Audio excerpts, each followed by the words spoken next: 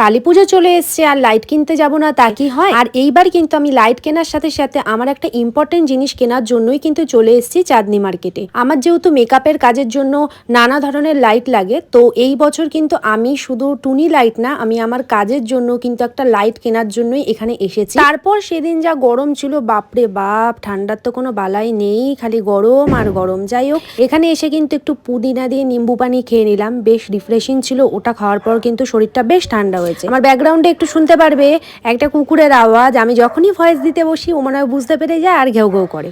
তারপর চলে গেলাম আমি আমার লাইটটা কিনতে, কিন্তু দুঃখের বিষয় যেই লাইটটা আমি বাড়িতে কিনে নিয়ে গেছি, আমাকে আবারও কিন্তু এখানে আসতে হয়েছে এই লাইটটা চেঞ্জ করার জন্য। কারণ আমি বলেছি এক লাইট দিতে, দাদাটা দিয়ে দিয়েছে কিন্তু আরেকটা লাইট। তারপর কিন্তু আসার সময় এখানে দেখলাম কিছু পারফিউম আতর বিক্রি হচ্ছে, আমি কিন্তু এখান থেকে নিয়েছি। আমি কিন্তু রিফ্রেশিং গন্ধটা বেশ পছন্দ করি আর এখানে স্মেলগুলোও কিন্তু বেশ ভালো ছিল, তাই এখান থেকে কিন্তু আমি একটা নিয়েও নিয়েছিলাম অবশ্য।